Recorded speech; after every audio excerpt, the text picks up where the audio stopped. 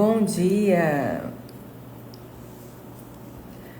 Quero me apresentar, eu sou a Isis, eu sou guaçuana, casada, mãe atípica, atuo há 18 anos como advisora de gestão, consultora corporativa e há 2 anos como consultora escolar, treinadora, professora e palestrante. Sou graduada em pedagogia e gestão escolar, especialista em didática da alfabetização, tenho MBA em gestão de pessoas, pós em marketing digital, pós em saúde mental, estou graduando em neuropsicopedagogia, educação especial, master coach, programadora neurolinguística, difusora da pedagogia freineitiana e comunicação não violenta e uma das fundadoras da comunidade Acalanto. Quero deixar registrado aqui porque eu tenho certeza que esse bate-papo de hoje vai se estender para outros momentos e as pessoas que chegarem saberão quem eu sou. Hoje eu estou aqui no Dia Internacional de Conscientização sobre o Autismo e quero conversar um pouquinho sobre os desafios escolares que as famílias atípicas vivem todo início de ano letivo. Então, preparei aqui um material para vocês. O dia 2 de abril é o Dia Mundial da Conscientização do Autismo, uma data que foi instituída pela ONU em 2007. E ela foi escolhida para informar a sociedade sobre o autismo e reduzir preconceitos. O autismo ele é um transtorno do neurodesenvolvimento, conhecido como TEA, transtorno do espectro autista. Ele afeta aspectos da comunicação, linguagem, comportamento e interação social. O autismo não é uma doença, mas um espectro com diferentes graus de necessidade e suporte. Hoje é um dia para a gente dar visibilidade e informação para as pessoas que desconhecem, ou que têm conceitos errados sobre o autismo. A data ela ajuda a trazer informações corretas, a reduzir preconceitos, estereótipos. Ela serve para os profissionais de educação, saúde e outros setores que podem se atualizar sobre as práticas mais inclusivas. É uma data para sensibilizar e ter empatia. Pessoas que não convivem diretamente com o autismo podem desenvolver mais empatia e respeito, podem compreender melhor os desafios e as potencialidades das pessoas autistas. É um dia para mobilização por direitos, chama atenção para políticas públicas, leis, acessibilidade, incentivando melhorias no atendimento, inclusão escolar, empregabilidade e acesso à saúde. É uma data que fortalece a comunidade. As famílias e as pessoas autistas, elas podem se sentir mais representadas, apoiadas, criando redes de apoio, fortalecendo a luta por inclusão. Esse é um dos papéis da comunidade Acalanto, é fornecer educação parental para essa jornada que é tão linda e pesada ao mesmo tempo, para as famílias atípicas. É uma data para combater o preconceito, a falta de informação, ela gera discriminação. E essas datas, elas ajudam a quebrar mitos, como a ideia de que toda pessoa autista ela é genial, por exemplo, ou que ela não quer se socializar. É um estímulo à ação. Então, empresas, escolas, órgãos públicos, eles podem usar essa data para implementar mudanças, para promover treinamentos, para adotar práticas mais inclusivas. Também queria dizer, do fundo do meu coração, que o jeito do autista, os seus trejeitos, como estereotipias, como aqueles movimentos repetitivos, balanços, entre outros, eles não devem ser suprimidos, porque eles fazem parte da sua forma natural, do seu autorregular, de expressar suas emoções e processar o mundo ao seu redor.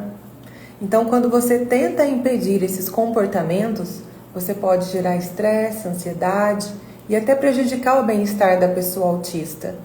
Em vez disso, é fundamental promover um ambiente acolhedor, compreensivo, onde a criança ou o adulto autista ele se sinta seguro para ser quem ele é e sem medo de julgamento. O foco ele deve estar na comunicação, adaptação do ambiente e respeito à individualidade, não na tentativa de normalizar comportamentos que são essenciais para o funcionamento da pessoa autista. Bom dia! No decorrer dessa conversa, eu vou trocando com vocês, tá bom? Quero começar dizendo que houve um tempo em que o grito era a única forma de ser ouvido.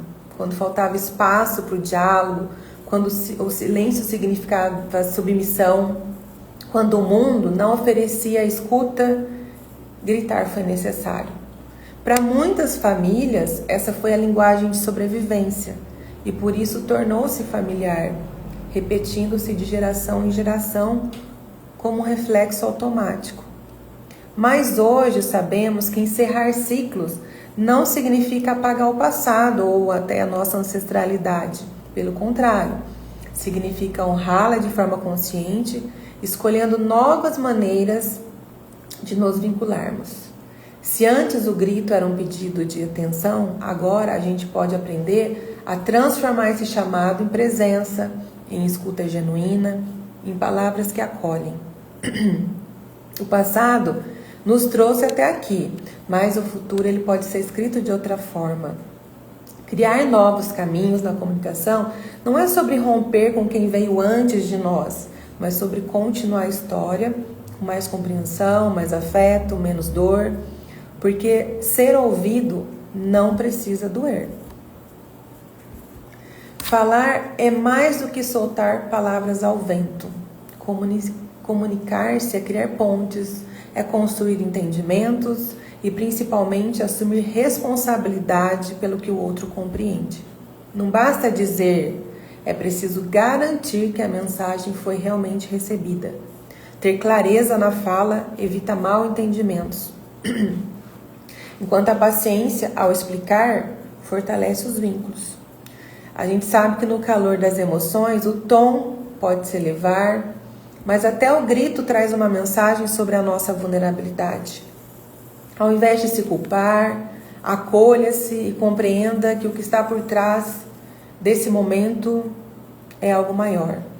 A comunicação não violenta, ela ensina que não se trata apenas do que dizemos, mas de como dizemos. E com as crianças, esse cuidado se torna ainda mais essencial. Elas aprendem não apenas com as palavras, mas com o silêncio, com as pausas, olhares e os gestos. O sorriso conforta, o choro expressa, a pausa comunica. Quando compreendemos que toda expressão é uma forma de falar, a gente passa a ouvir com mais atenção e responder com mais consciência. Comunicar-se bem não é um talento nato, mas é uma prática diária, um exercício de presença, empatia e respeito.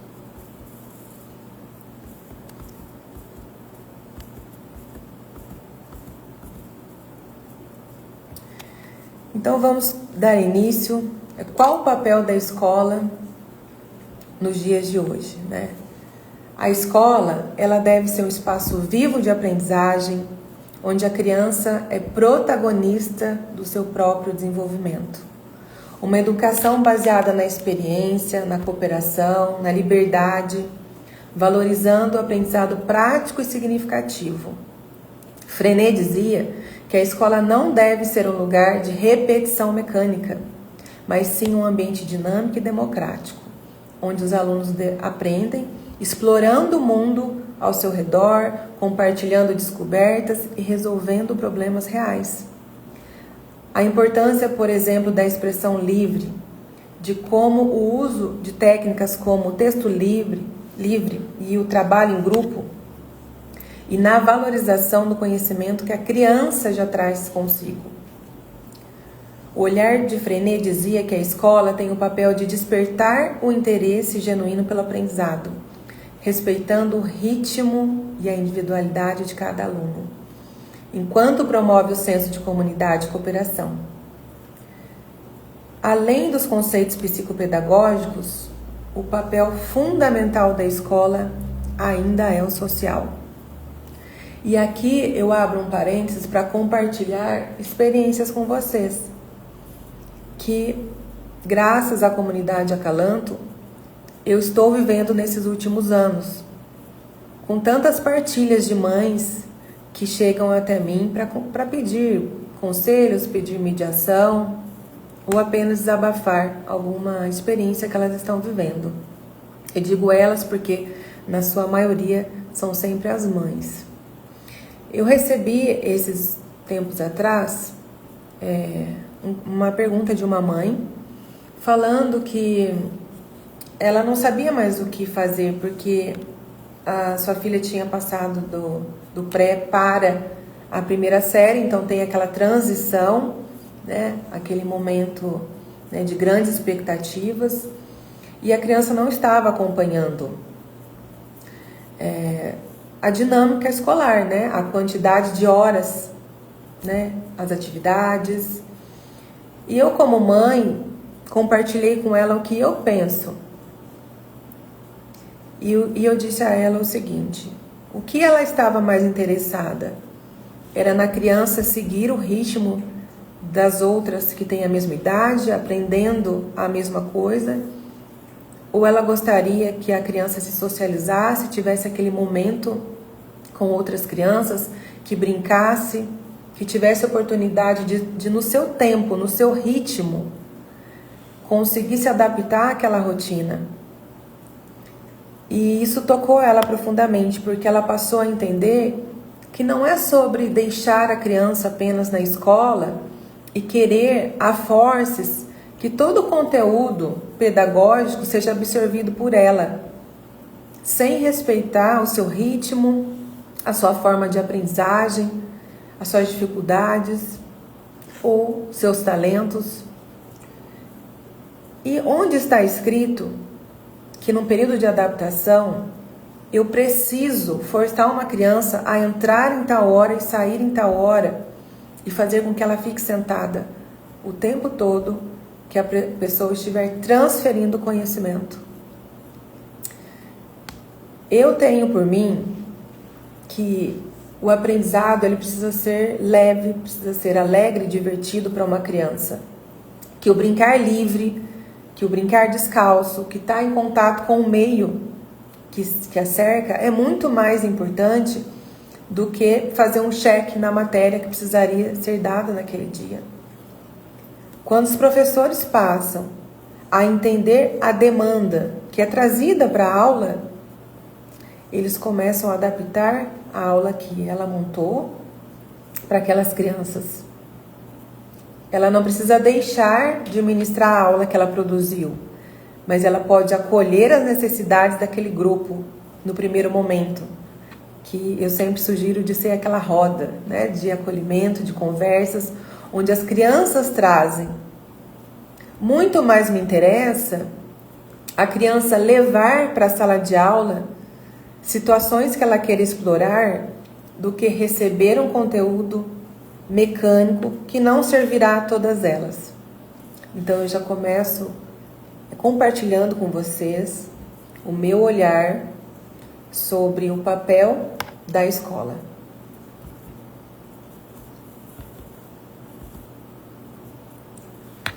O acolhimento escolar, ele é um conjunto de ações, de práticas que são desenvolvidos pela escola para receber de forma afetuosa, respeitosa e inclusiva os alunos, as suas famílias e a comunidade escolar. Especialmente em momentos de adaptação, transição ou em situações delicadas. O objetivo é promover um ambiente seguro, acolhedor e propício para o desenvolvimento integral do aluno, assegurando a construção de vínculos afetivos e de pertencimento. Talvez o maior desafio hoje para os professores que se encontram com várias dificuldades de tentar fazer o seu trabalho com maestria seja o de acolher a criança e de se fazer ela pertencente àquele ambiente. O acolhimento, ele deve considerar as diferentes necessidades dos alunos, respeitando as diversidades e buscando atender às especificidades de cada criança.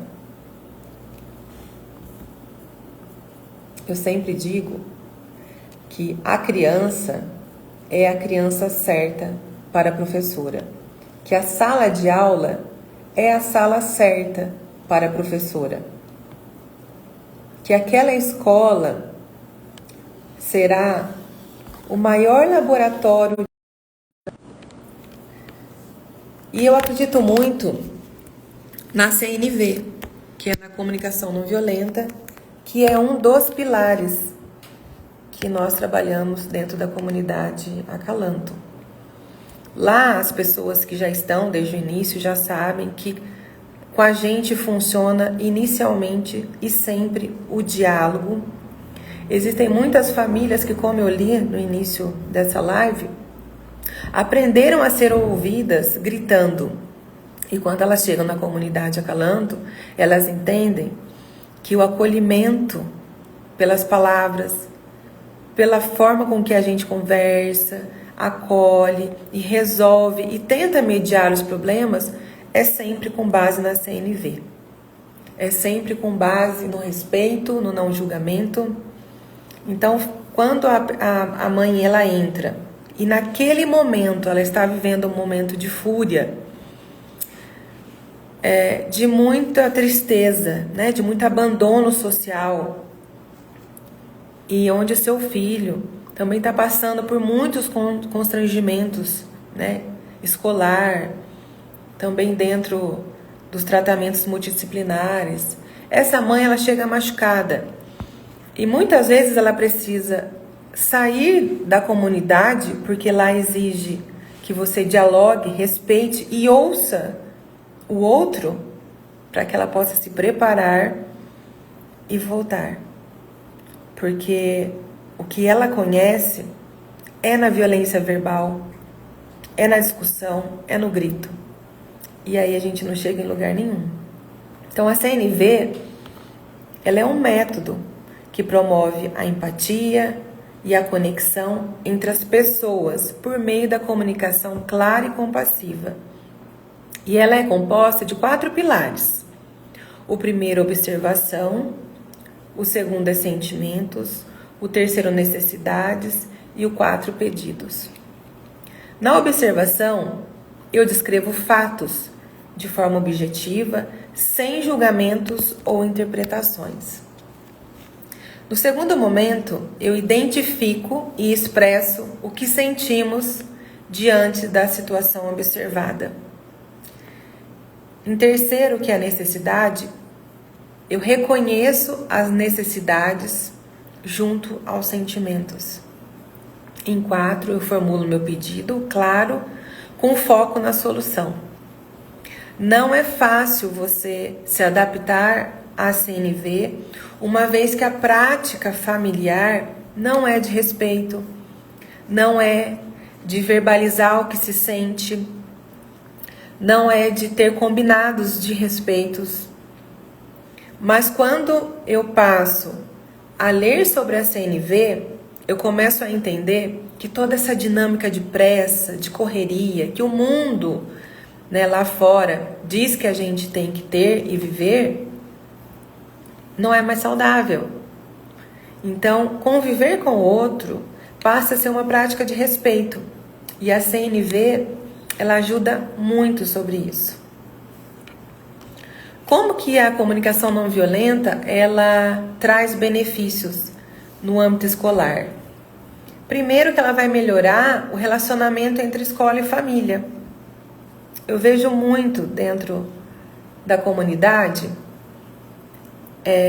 famílias discutindo com a escola, com os professores, com os coordenadores, mas também participo de grupos de professores onde eles também se encontram perdidos em relação a como se relacionar a como oferecer o melhor dentro de poucas possibilidades. Então a CNV, ela vai o quê? Facilitar os diálogos para que sejam respeitosos e produtivos. Ela vai reduzir o conflito quando você está colocando, né, em alinhamento as suas expectativas. Ela tem o papel de acolher as crianças e famílias. Então ela cria um ambiente inclusivo e compassivo, essencial para famílias que lidam com desafios relacionados ao desenvolvimento da criança. A família típica, né, a criança autista, ela tanto pode seguir seu desenvolvimento escolar junto com os mesmos colegas de sala, quando ela pode avançar o que está sendo ensinado, quanto ela pode não estar pronta para receber o conteúdo.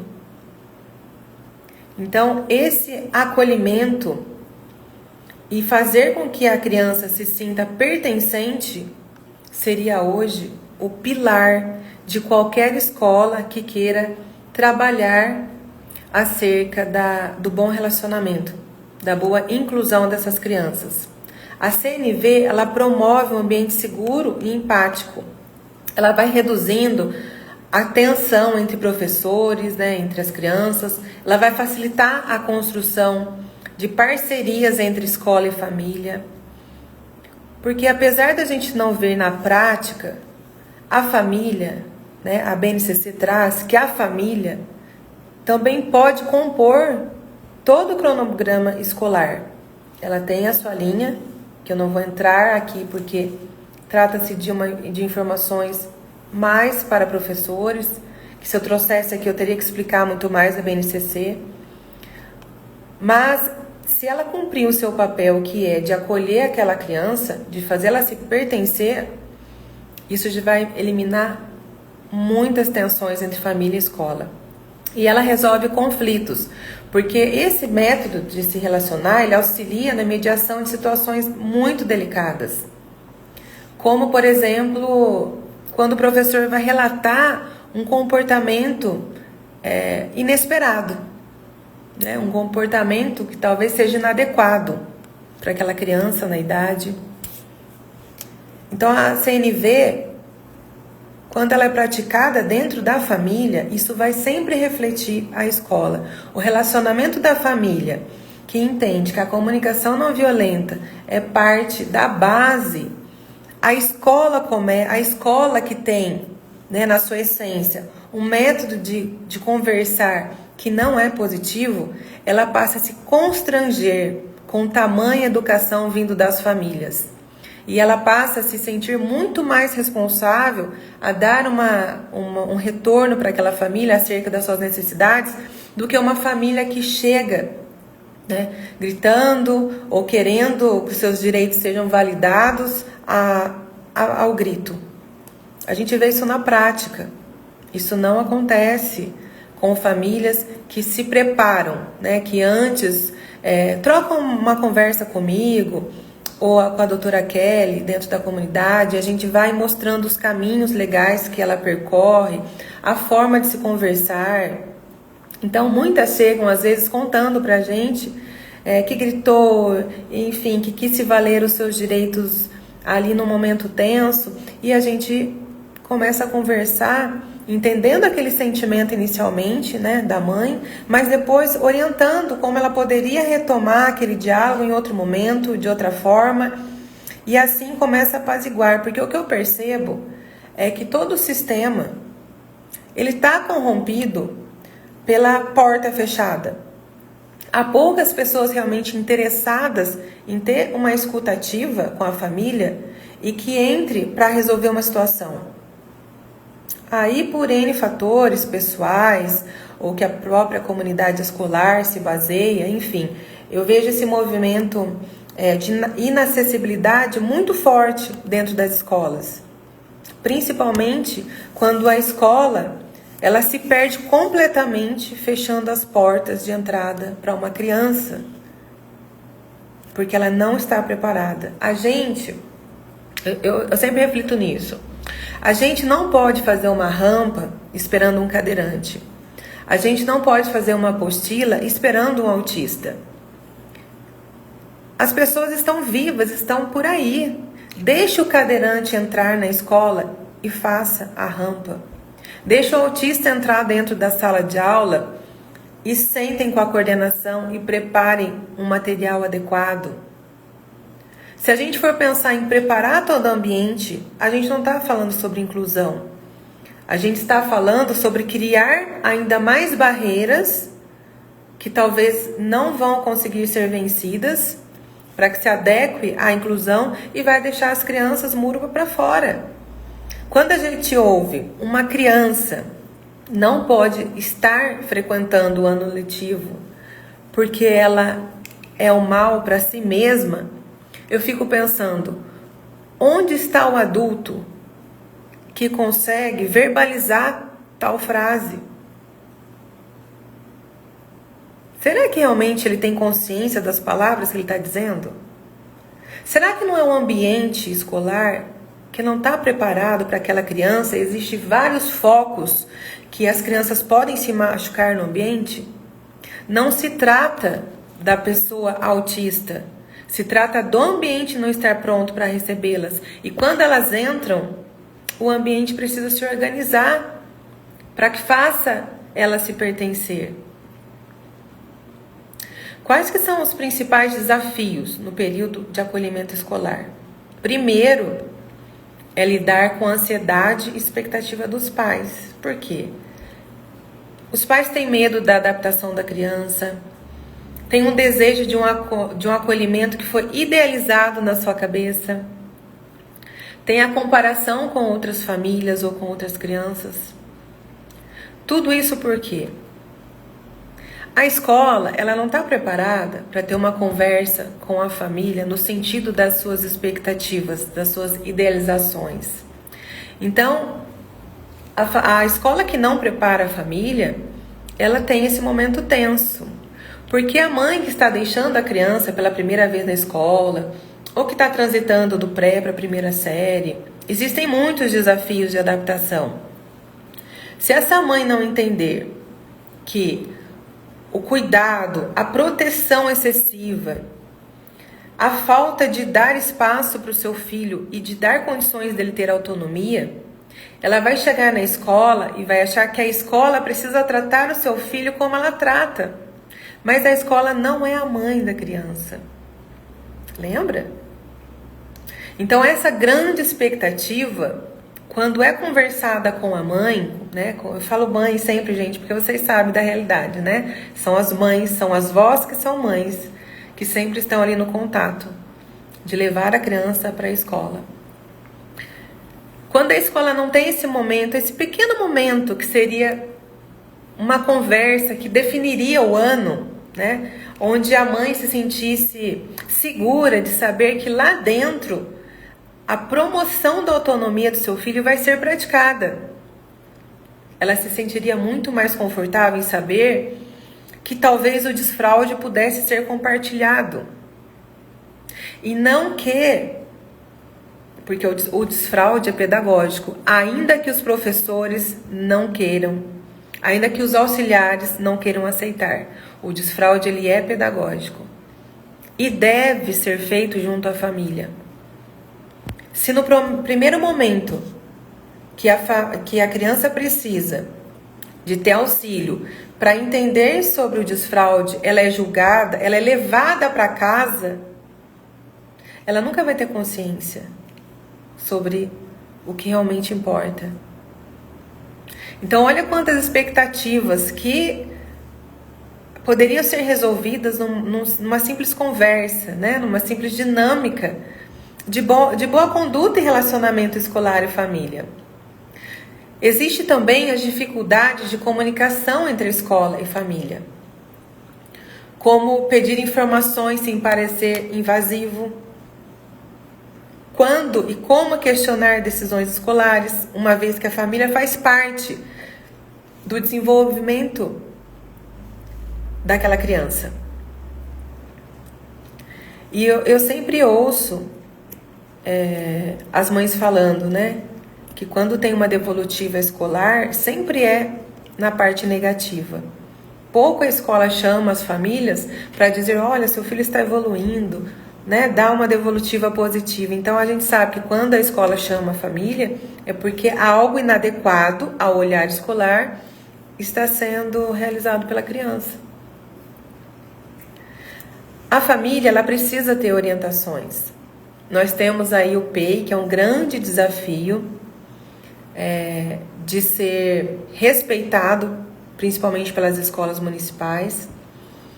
E eu trago um novo olhar para a PEI. O ano passado eu tive o privilégio de fazer a formação de PEI para muitos professores na cidade de Mojimirim. E posso dizer que foi muito significativo e elas puderam ter um novo olhar sobre a responsabilidade do PEI. E eu quero compartilhar aqui um pouco, porque uma das preocupações das mães é o tal do PEI. E o PEI, gente, ele precisa ser feito, ele já precisa ser feito mesmo que a criança não seja autista. São adequações naturais que a professora faz quando ela está desenvolvendo a sua aula. Ela sabe, olha, o João vai precisar disso, a Maria vai precisar daquilo. E o PEI transforma isso num documento com mais responsabilidade para a escola. Então, quando você vai montar um PEI, você precisa não só saber das dificuldades que aquela criança está passando, pelos seus tratamentos multidisciplinares, pela avaliação neurológica, se ela teve a oportunidade de realizar, por uma fono, para saber as dificuldades que a criança vai enfrentar ali e adequações que a sala de aula vai precisar fazer para que aquela criança se sinta pertencente. Porém, o PEI não é só para criança. Vai existir PEI que o seu grande objetivo é na mudança atitudinal do próprio professor com a criança. Não é só da criança receber, o professor também muda a forma de conduzir a sua aula.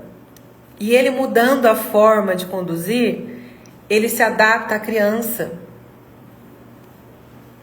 Ele não tenta mais normalizar o que é o certo para uma criança daquela idade. Então, quando a gente fala de PEI, que meu filho não tem o PEI, o meu filho não tem o quê? Eu preciso saber o que ele não tem, se eu posso ajudá-lo nessa jornada escolar com o que falta na escola. A escola precisa ser parceira da família. Então, esse PEI é algo que a gente pode aprofundar ainda mais sobre ele, direcionado a professores, para que os professores entendam que registrar um trabalho no PEI não é criar altas expectativas para aquela criança. Não é papel da criança se desenvolver para que aquela professora se sinta realizada. Haverá frustrações no decorrer do PEI também, por N fatores.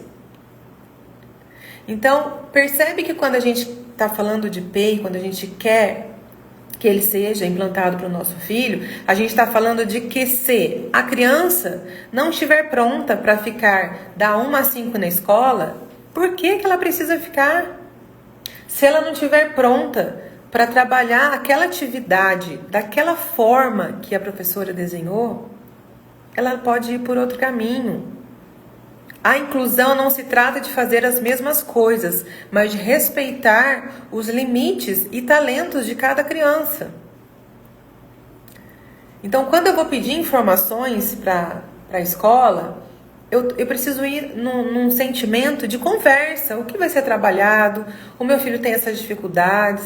Eu estou trazendo aqui os exames ou a falta dos exames. Eu estou trazendo a realidade dessa criança para a professora poder entendê-la melhor. E compreendendo a realidade daquela família melhor, ela pode olhar com singularidade para a criança, respeitar o movimento daquela criança. E quais seriam os principais desafios para as crianças autistas e seus pais? É a falta de treinamento, né, dos professores sobre o TEA, que apesar de se popularizar na internet há poucos anos, isso já é estudado há muito tempo. Há muito tempo. Ajustes no plano educacional individualizado, que eu acabei de falar para vocês, a comunicação ineficaz da escola sobre comportamentos e progressos. Não é chamar a mãe, e eu abro aqui um parênteses para dizer, se tivermos professores assistindo, ou pessoas que fazem a gestão escolar, que mãe tem nome. Quando você fala, mãe, seu filho fez isso, mãezinha, seu filho fez aquilo, você destitui a propriedade daquela pessoa. Ela tem nome. Use o nome da mãe. Gente, recebemos inúmeras reclamações de médicos deslegitimizando o olhar da mãe sobre o que ela enxerga da criança, chamando a mãe de mãe, se coloque no seu lugar, mãe, eu sou médico aqui. Gente, é uma disputa de saber, enquanto deveria ser uma conversa de acolhimento, de troca. A mãe sabe o que o seu filho precisa no dia a dia, o professor não sabe, o neuropsicopediatra não sabe, a neuropsicóloga não sabe, mas a mãe sabe. E quando você fala mãezinha, para se pôr no lugar dela de mãe, você está depreciando o papel dela de ser humano, de mulher, de ser uma pessoa com propriedade de dizer sobre aquela criança. Me diz depois se você gosta de ser chamada de mãezinha ou de esposa, só pelo simples fato de te colocar num lugar que para outras pessoas não seria o seu direito. E como que os pais podem se posicionar de forma eficiente? Porque agora é começo do ano, estamos em abril, mas sim, ainda temos crianças que não frequentam escola, ainda temos justificativa de não ter ajudantes e temos toda a problemática sobre qual seria o profissional adequado para estar junto àquela criança. E também trago mais uma reflexão em relação a isso. Será que todo autista precisa de ter um auxiliar de sala? Será que quanto mais eu tento por alguém para interpretar o seu desejo, eu vou tirando a autonomia daquela criança? Às vezes o seu filho, ele vai precisar do auxílio do colega do lado, de sentar na mesa de alguém, de ver o que a outra pessoa está fazendo, de compartilhar o que ela faz. É claro que eu não discuto de nenhuma forma essa necessidade, que é um direito, e que precisamos analisar caso a caso, e não olhar como demanda. Como a educação faz, é uma demanda, não é uma demanda apenas. Ela precisa ter um olhar individual sobre cada criança. Sobre como eu vou compor aquela sala de aula para que as crianças se sintam, além de pertencentes, conseguirem ter autonomia no seu desenvolver e serem protagonistas da sua jornada escolar. Apenas a transferência do saber para a criança não é papel da escola. Não é papel do professor passar o que ele entende sobre a vida, e sim acolher a história vivida daquela criança, é trazer para dentro da sala de aula a partilha desses momentos e que para ela será importante para o resto da vida. Então precisamos entender qual é o tipo de auxiliar que o meu filho precisa. Simplesmente ter um laudo de autista pode sim te dar o direito de ter esse auxiliar, mas será que não está impedindo ele de crescer? Eu não falo de crianças que precisam de ajuda com locomoção, com fala, com audição, com N fatores físicos, biológicos, enfim, não é sobre isso. É sobre a autoproteção exacerbada e que limita o seu filho da sua própria evolução como ser humano. Mas eu trouxe aqui algumas coisas que poderiam ser conversadas na escola. Hoje eu trago de família para a escola. Em outro momento eu vou trazer de escola, professores para pais. Existe a primeira reunião coletiva, né? Vocês já tiveram provavelmente. Naquela reunião que é coletiva, como que você pode se apresentar e mostrar interesse pelo diálogo? Primeiramente, é ouvindo que a escola está se propondo a todos. E quando ela passar essa reunião para a sala de aula, que você sai daquele todo, né, da comunicação que é coletiva para a sala de aula, é continuar ouvindo o que a professora propõe para aquele semestre. E como que eu pergunto para conhecer a melhor proposta pedagógica? Não é nessa primeira reunião que você vai conseguir falar tudo sobre as suas expectativas com o seu filho, sobre as necessidades. Não é nessa reunião, porque essa reunião onde sentam os pais e a professora mostrando a sala de aula, ali o papel é fazer com que vocês entendam que aquele ambiente protegido, aquele ambiente preparado, será um ambiente que o seu filho vai estudar. É para conhecer outras famílias, se relacionar com outras famílias, porque o seu filho vai ter acesso a novas culturas, novas formas familiares, novas junções familiares. É para isso que serve. E como que eu percebo o nível de abertura para a escola, para essas adaptações? É não só trazendo sobre o seu filho naquele momento, mas perguntando sobre como a escola trata de inclusão, se a escola ela tem algum programa como o PEI. É fazendo perguntas abertas no todo e não naquele momento tentando discutir sobre o seu filho. Experiência de mãe, experiência de olhar de quem já passou por várias escolas e todas têm o mesmo perfil, seguem o mesmo passo a passo, não é ali. Mas qual seria então o momento para que eu pudesse conversar com a escola? Agendando uma reunião individual. Como que eu vou solicitar esse atendimento, né? Sem parecer ali invasivo, exigente. Primeiro, que se julgar não é o caminho. Você querer saber sobre como a escola vai trabalhar com seu filho é um direito seu. E é um direito que pode ser partilhado. E aquilo que você olha do seu filho pode ajudar muito a professora no seu dia a dia. Então, solicitar essa reunião é sentar com a professora, a coordenadora e conversar. É ali o momento que você apresenta ao seu filho, que se faz conhecido, que a escola tem também a oportunidade de conhecê-lo melhor. E ali vocês traçam tópicos para estratégias futuras, para alinhar expectativas e necessidades dessa criança. É nessa reunião individual que você vai estar falando sobre o que você tem de expectativa e não na reunião coletiva. A gente precisa se colocar no papel de mãe, não superprotetora, que sufoque o professor. Quando a gente sufoca o professor, a gente não dá liberdade para ele trabalhar. Então, nosso papel enquanto família é respeitar e contribuir para que aquela professora possa desenvolver o seu trabalho em sala de aula. E quais perguntas são importantes para serem feitas na escola? Sobre o PEI. Como que será desenvolvido o PEI para o meu filho? Como que eu posso ajudar nessa construção? Como que vocês vão fazer as adaptações curriculares? Qual que é a política que a escola tem na resolução de conflitos da escola? E aqui eu também faço um parênteses.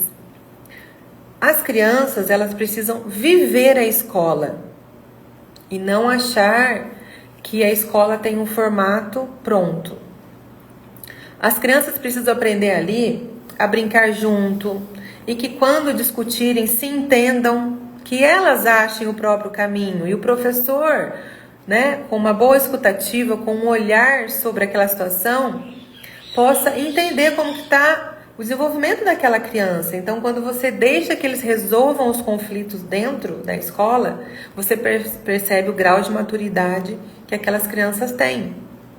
O pai e a mãe que tentam resolver todos os conflitos que as crianças levam, que às vezes a gente sabe que são fantasiosos, que não foi na realidade daquele contexto, quando o pai e a mãe passa sobre o filho e tenta gerar nisso, como que é a palavra que agora fugiu? Quando a gente tenta fazer valer os direitos dessa criança sobre o olhar da família, a autoproteção tira lugar daquela criança. E como dar feedback e apresentar e apontar problemas sem gerar resistência da escola. Quando eu vou posicionar o meu olhar do que eu estou vivendo com o meu filho para com a escola, ele sempre precisa estar munido das bases da CNV, para que eu leve aquela minha necessidade e como eu me sinto, e que também promova uma intenção de ser colaborativa na resolução daquilo lá. E depois juntos ter a responsabilidade, não só o professor, mas a família também ser responsável por aqueles tratados. Então, como que eu uso a estratégia CNV? Eu descrevo o fato sem julgamento, eu compartilho como que aquilo impacta, né, como que eu sinto aquilo, eu digo o que eu preciso e eu faço um pedido claro. Quando eu uso esses pilares, a chance de ser ouvida na escola, ela aumenta consideravelmente. O que eu preciso trabalhar em mim? Ter uma escutativa. Oferecer um espaço seguro para o meu filho falar. Em contrapartida, a escola também.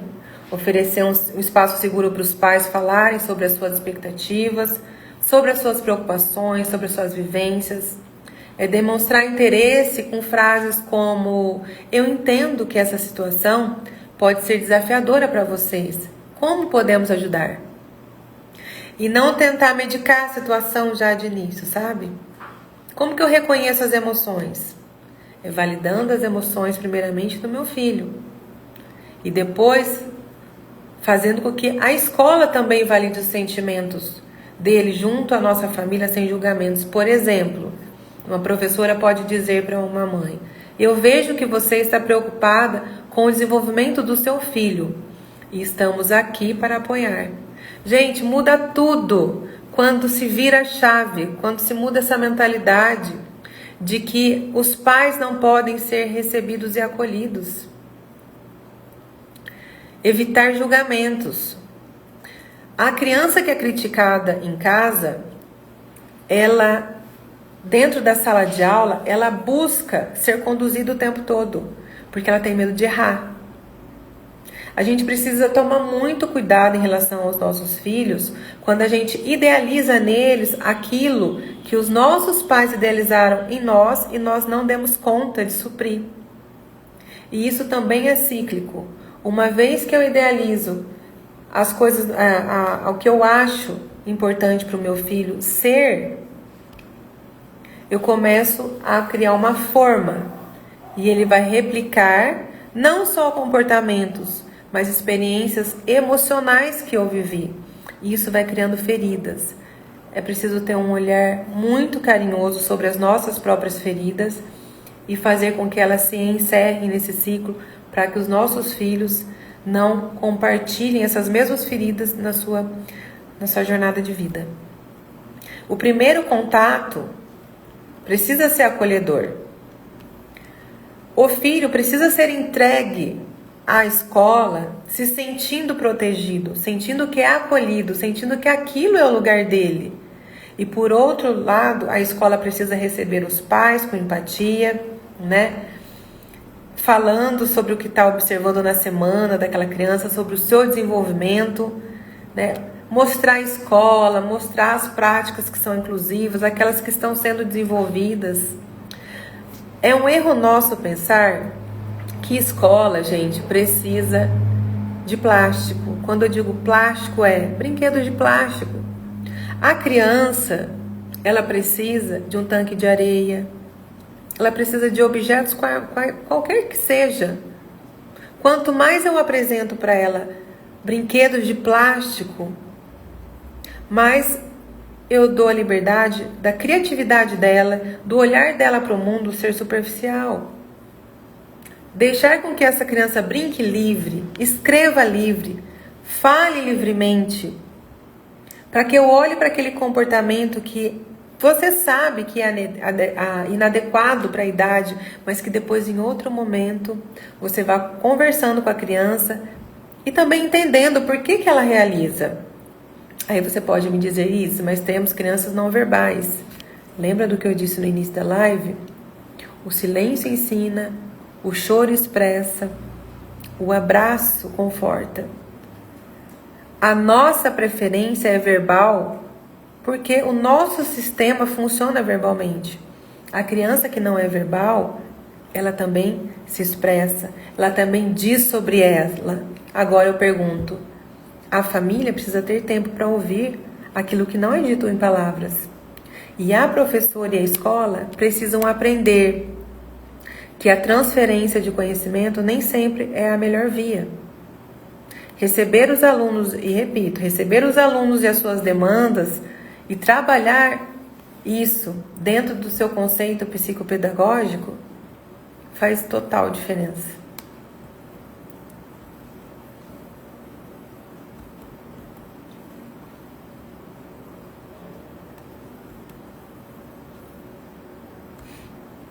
Vamos lá, deixa eu ler alguma perguntinha aqui que vocês fizeram que eu vi. Vamos lá. A Nayane disse: a maior dificuldade é quando não se tem um laudo definido. O processo da descoberta, passar por vários especialistas, é desgastante para a família e exaustivo para a criança. Realmente, gente, um laudo não deveria ser pré-requisito para inclusão nenhuma. Incluir é ter empatia. Se você não consegue trabalhar empatia, não é um laudo que te fará diferente. E somos preconceituosos de muitas diversas formas. E às vezes a gente diz frases, por exemplo, como: mas a minha filha tem um amigo autista. E não se dar conta que essa frase é uma frase capacitista. Somos preconceituosos ao ponto de transferir para os nossos filhos e não se dar conta de termos um relacionamento com outras pessoas que são diferentes. Se eu não deixo o meu filho ter experiências com pessoas diferentes, como que ela vai entender o que é ter empatia? Como ela vai entender o que é respeito? Como ela vai entender sobre inclusão? Então, realmente, o laudo ele é exaustivo, principalmente para as famílias que não têm acesso. Isso dificulta ainda mais. A falta de especialista na rede pública, a demora para as vagas é desesperador para as famílias que não têm condições de pagar. Exatamente. E tem passos que eu gostaria de deixar aqui registrado, porque essa aula, né, esse bate-papo é direcionado aos desafios familiares, e eu vou deixar aqui como formalizar algumas reclamações quando necessário.